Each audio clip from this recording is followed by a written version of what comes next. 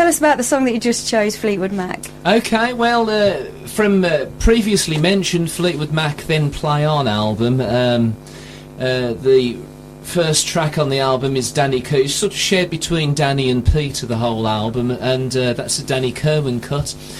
And really, I suppose he's managed to take one of the most clapped-out blues licks ever and turn it into something wonderful, you know, and inspiring. And it's really Danny's cuts I tuned into first on that album, and it made me, I wanted to sound like him. Right. You know, when you begin, you have your influences, and he's made a lasting impression on my life with his music, and it's a shame that he's not playing now, but like I say, rock and roll's a dirty business sometimes. It certainly is.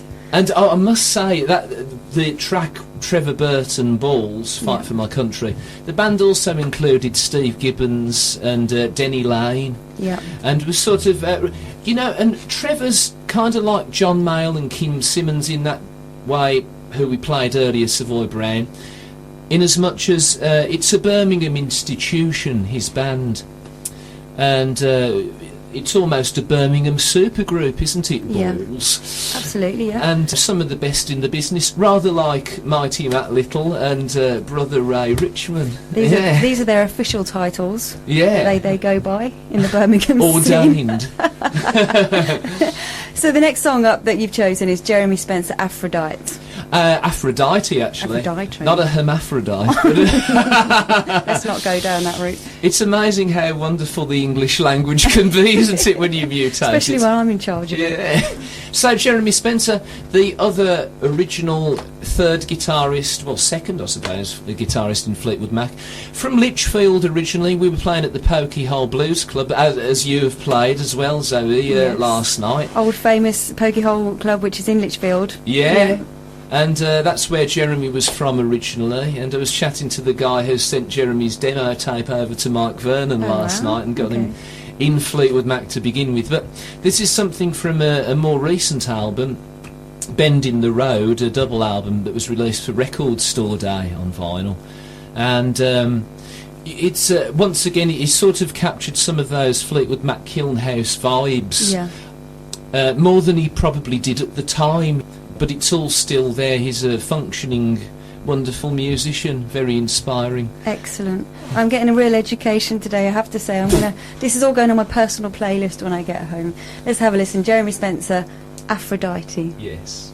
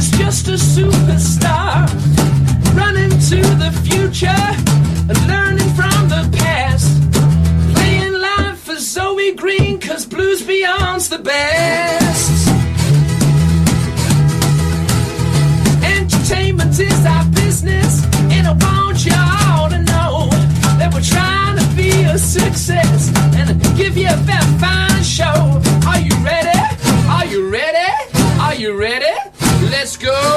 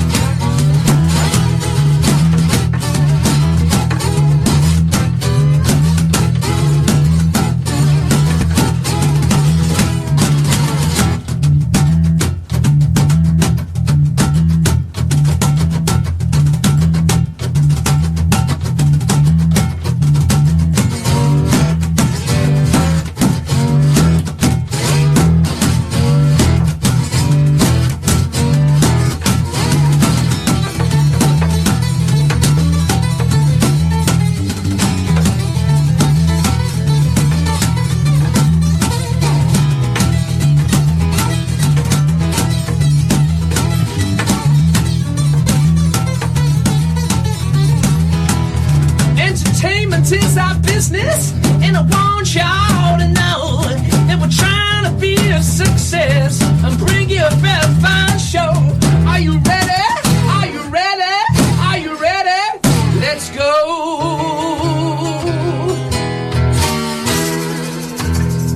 Yeah.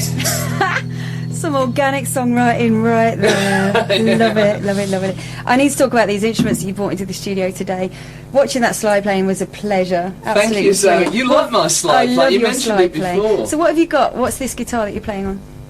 Well, there's the acoustic I'm playing is a 1962 Gibson J200 Jumbo. Yeah. And, well, you know, Pete Townsend uses one on the Who recordings, Keith Richards, it's the history of rock and roll. That's good enough for me. And then the electric guitar is a Gibson ES355, and it's the only stereo guitar. This is 1962 as well, actually. Oh, wow. Tobacco Sunburst for those listeners at home. Very beautiful. Tobacco Sunburst.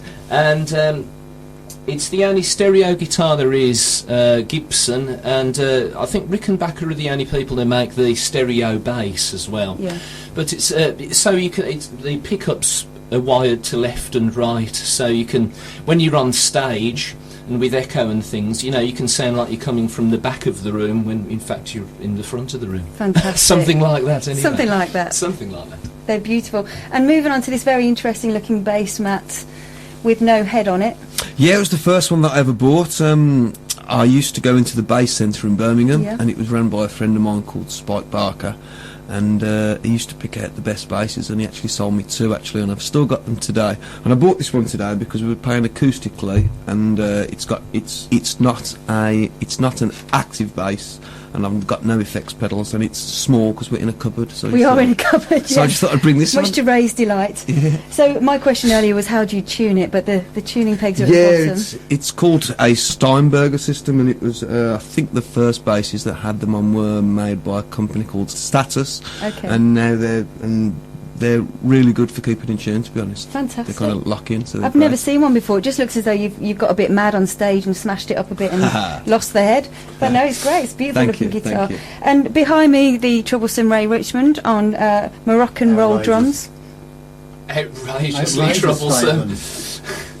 Yes, these are, I'd love to say, I went on a mystical journey to Morocco and bought them off a lonely Tuareg. But actually, I saw somebody about to throw these into a skip. And I said, can I relieve you of your bongos, please? And so that's how I've ended up with them. And a little ching ring that goes on top of a hi-hat. And now we play Moroccan roll. Moroccan over roll. there. Moroccan roll. And this thing that you can't, it's not available in music shops, it's a fan. But the bongos do the job for this purpose. I don't actually use them on stage, but yeah, it suited the purpose for today, and I think they're okay. They're lovely and they do the trick in a cupboard. And Oh. And you're playing anything that you can actually hit back there, aren't you? So there's a fan and a cushion and a wall And a duck. and a duck. So you're doing a grand job as percussionist in the band. So the next song up, Melvin, we're looking at Black Sabbath, Wicked World. So tell us a Okay, bit about Black Black Sabbath. Sabbath, We, rock. we were choosing a lot of Birmingham-based bands today. Well, this is a Birmingham type station, isn't it? It And certainly is. the reason I've picked this is because Tony Iommi helped to buy my very first guitar for me, you know, and it was around the time when the Never Say Die video was released, and I was a little lad, so it was about 1980, something like that, Right. 79, 80, and my dad went to buy a guitar for me, and Tony Iommi was in. It was at Musical Exchanges in Brum, Yeah. and he said, "I've just left my lad at home, Tony, walking round the room in a pair of my wife's boots, pretending to be you on the Never Say Die I'm video." glad he clarified what you were doing. And they still fit me. So, you know, he found that quite funny. And he didn't realise it was released in England. Yeah, it must have come out in America or something first, I guess, the video. One of those early home videos. Yeah. But my father hadn't banked on the tax, you know, on the guitar, so he had enough money to buy the guitar. And Tony made up the tax Oh, wow. Yeah, he just gave the nod to Gary Chapman, okay, who now has PMT, of course, Yeah. you know, the main music shop in Brum. And, yeah, very kindly, helped me get my first K Les Paul copy, I believe it What a was. dude, what a dude. Did you ever get the chance to thank him? No, He's but always this is my hanging around chance somewhere, now. isn't he, in Birmingham these days? He seems to always be smirking somewhere in a corner. So, well, this is the B-side of their first single, Okay. Wicked World, and he's played on a Fender, actually. It's when he was still playing that white Fender, Right. before the neck broke, and I think you'll hear that in the tones before because he went to SGs, Yeah. of course, then, and John Diggins. But just a very really underrated player, very influential, once again. Good tunes. I always like a good tunes. Just call me Hank Melvin. Let's have a listen. It's Black Sabbath, Wicked World.